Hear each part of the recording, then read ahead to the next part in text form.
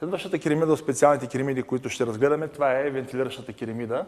Тя се предлага за абсолютно всички модели Брамак, защото тя е неотменна част от покривното покритие, когато говорим за студен вентилиран отзад покрив. За да се получи студен вентилиран отзад покрив, трябва да се даде възможност на въздух да влиза в зоната на стрехата и да излиза в зоната около бюлото. Затова се използват и тези вентилиращи керемиди, като те се поставят обикновено на предпоследния ред преди хоризонталното бюло. Разходната норма при тях е една керемида на 10 квадрата покривна площ.